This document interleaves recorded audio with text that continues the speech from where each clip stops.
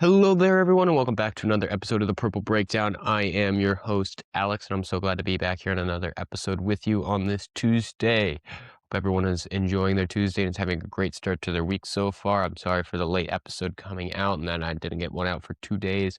I was just really busy this past week, and yesterday I was very busy. I was grading a lot of tests so that they could be handed back out for test corrections, because the test did not go as well as I would have hoped it would have, even though they were given a lot of study materials and I spoon-fed several of the questions. Oh well, we are where we're at, and I needed to grade those tests and get them back out so they could do test corrections today. But we're not here to talk about that. We're not here to talk about how the weather has all of a sudden decided to go back to cold up here. We're here to talk about the Baltimore Ravens and the news that is coming out there. But first, if you like the content that you are hearing, please consider subscribing, liking, and commenting. Again, every start of every episode, we start with the comment section on who's commented. And so if you want to get a shout out and have your comment featured, please respond and comment.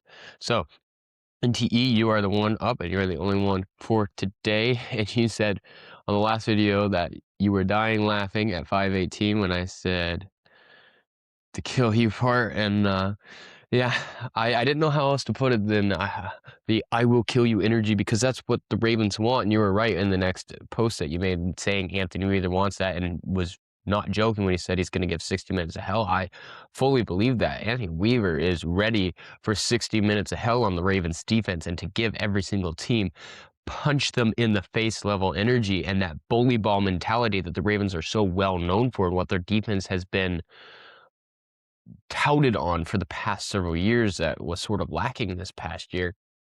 But when the Ravens get too aggressive sometimes, they tend to make mistakes. And you were commenting on this part of the Trey Hendrickson being the guy that could help. When last episode I talked about Trey Hendrickson being the guy that could help maybe keep calm in there as an old, level-headed, experienced player. And when you just hear him interview how calm and collected he is, I feel like he could definitely be one out there, and one that will keep when the Ravens go too high. And if we're rating on a scale of I will kill you scale level, up here is where the Ravens play at sometimes, and you need it right here. You need it right here. And so Trey Hendrickson and Roquan and some of the others can be that type of guy to help bring them down, including Trey Hendrickson.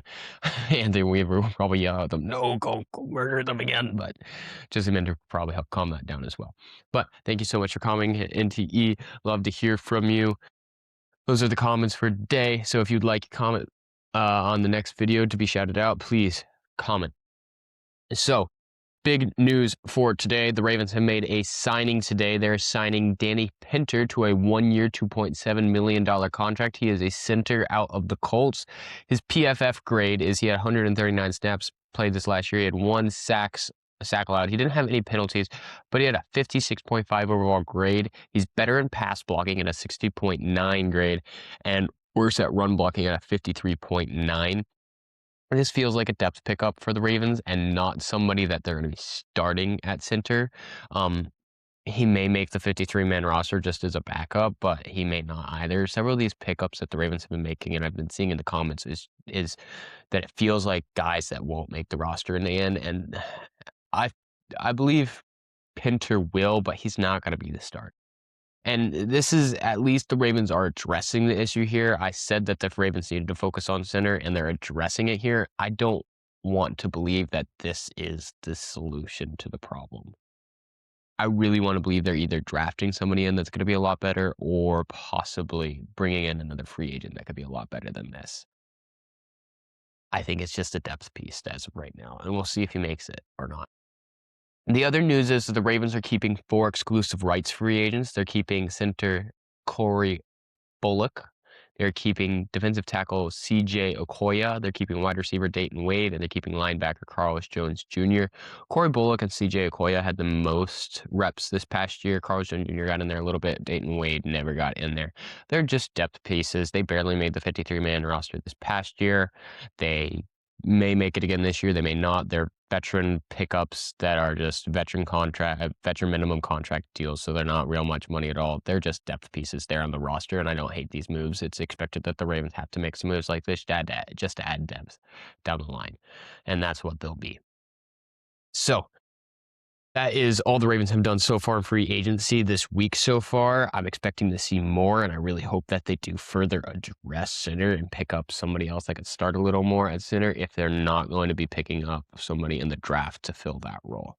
And I very well expect in the draft that Ravens, bare minimum, have to take 4 picks for the offense out of the 11 that they have, and they may use more for that. But the rumor mills are starting back up again for the Ravens because the Ravens are getting connected into possibly targeting Juwan Jennings for a wide receiver. Jennings was expected to go early on in free agency this past week, and that has not materialized. His market value was supposed to be massive, and him getting a long-term contract. He had over 640 yards this past year and 9 touchdowns. He snuck in on 1,000 receiving yards the year before.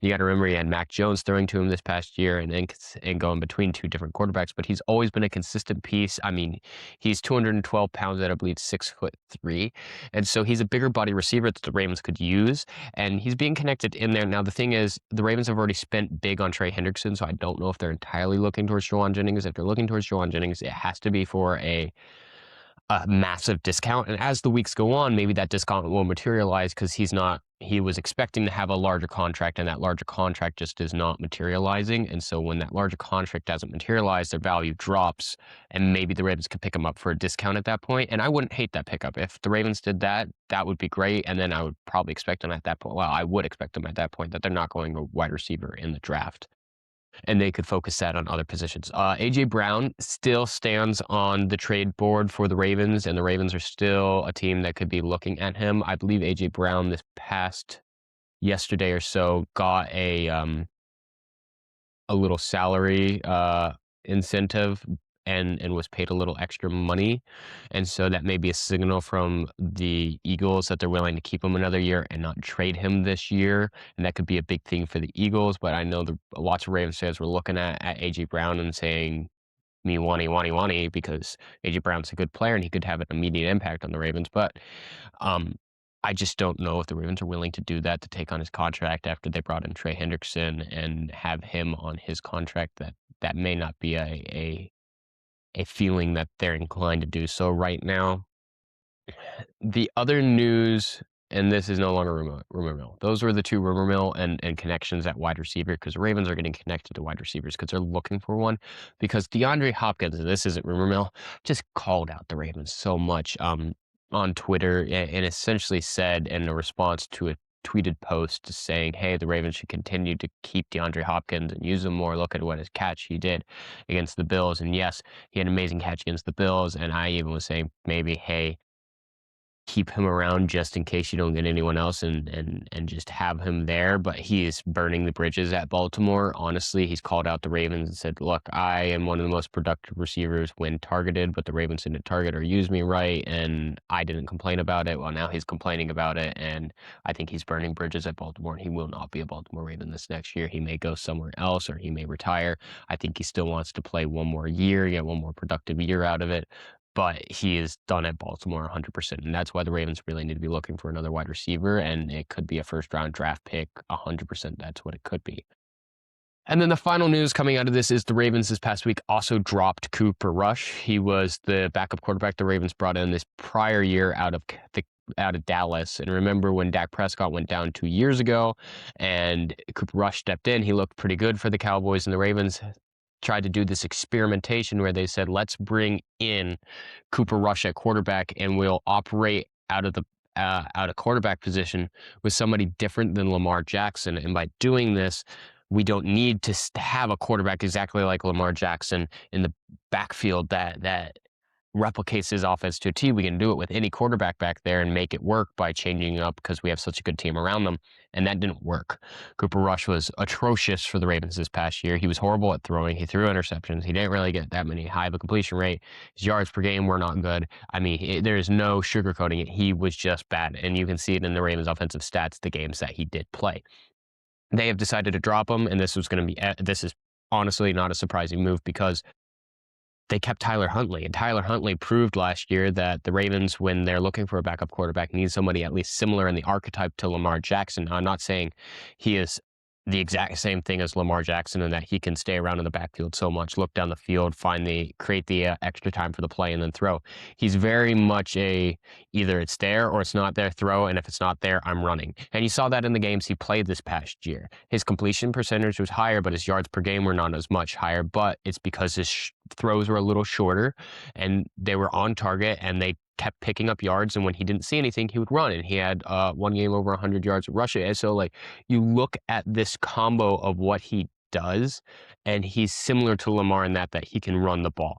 And that's what the Ravens need to operate out of, and that's what the Ravens operate out of better with the offensive scheme that they do have right now. And that's what the team's used to, and I completely understand why they kept on Tyler Huntley and have let Cooper Rush go. So far, for the start of this free agency, the Ravens have actually received a pretty big, solid grade. The Ravens are getting a B+ all around. It's not like it's A+ grade. It's not an A-. It's not an A. It's a B+. It's a solid free agency so far. Remember, they brought in John Simpson. They've brought in Smythe from the Bears at tight end. John Simpson is a guard, and then they have also brought in Trey Hendrickson at the edge and Jalen Hawkins at safety. They've re-signed both Chidobe Awuzie as well as Tyler Huntley. And now another center who will be Danny Pinter. So that's been their free agency so far, and it's a B+. I take that. I would like to see the Ravens make another move here or there coming into free agency this week and next week, just like 2-3 more players to keep bringing in a little more talent. I would like to see somebody else at center still. But that's up for DaCosta and the decisions to make. You just got to keep going. Just remember, they're not going to go out and make a massive contract signing right now.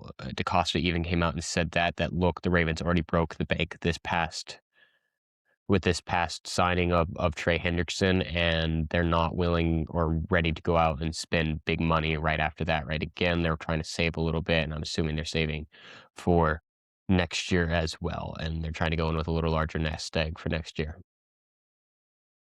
So that is free agency. So now I'd like to look, and the Ravens have actually been going up the power rankings since Trey Hendrickson is brought on.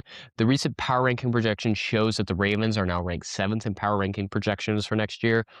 Number 1 is the Rams, 2 is the Seahawks, 3 is the Bills, 4 is the Chiefs, 5 is the Eagles, 6 is the 49ers, and 7 is the Ravens, and they're right in front of the Patriots. I'm not saying that everyone will agree with this or whether or not I agree with this, but this is the power projection rankings that the NFL is throwing out right now for it, and the analysts are.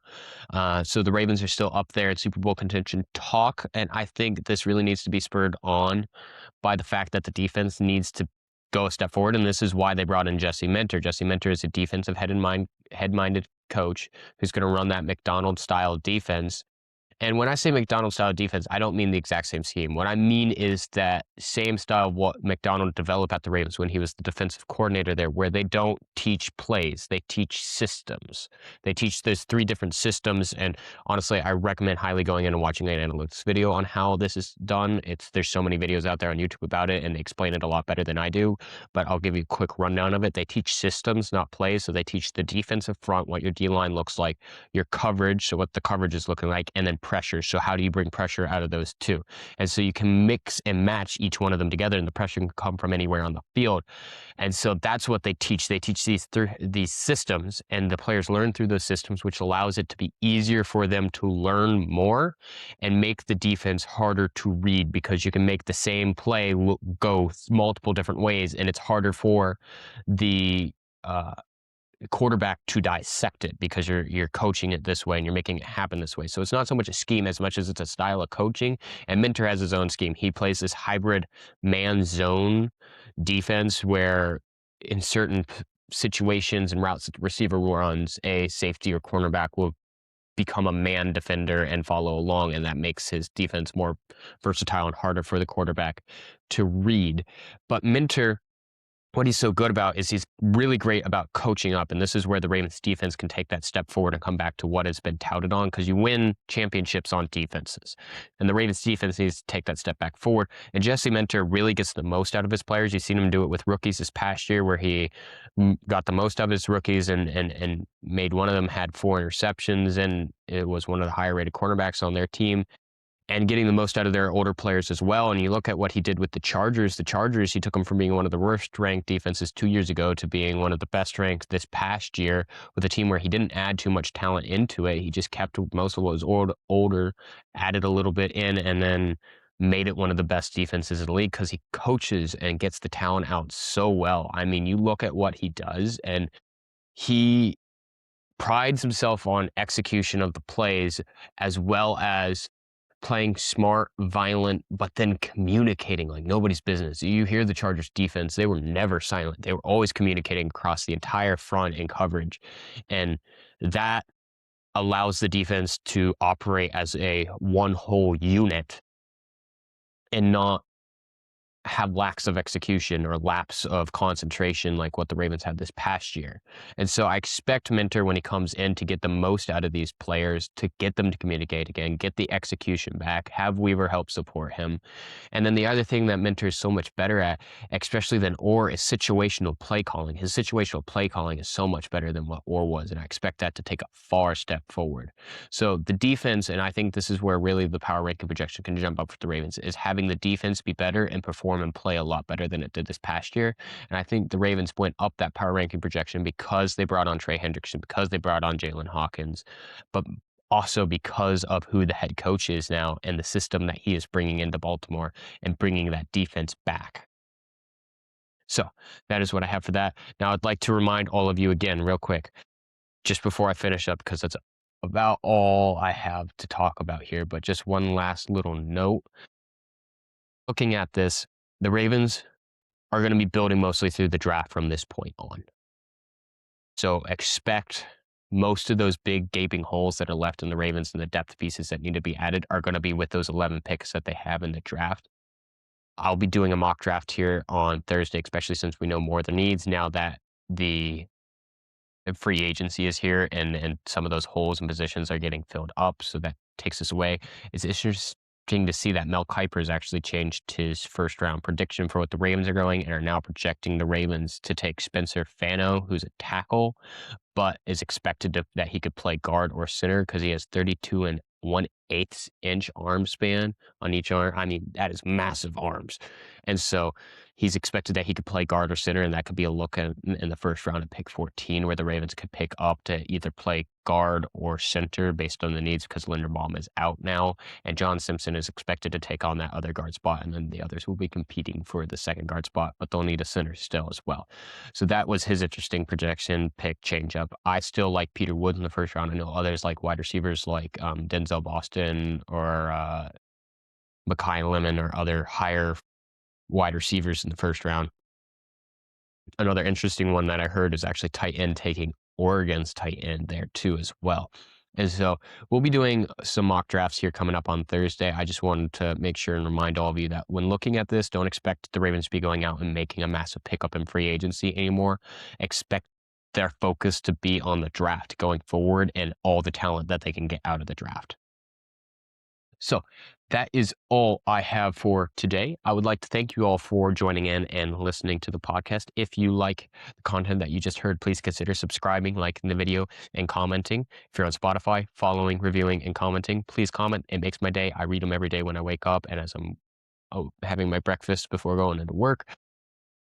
It makes my day. And you guys get the chance to be featured on the next episode of the podcast and have a shout out. So I'd like to thank you all so much for joining in. Please stay warm out there. Hopefully it warms up here again soon.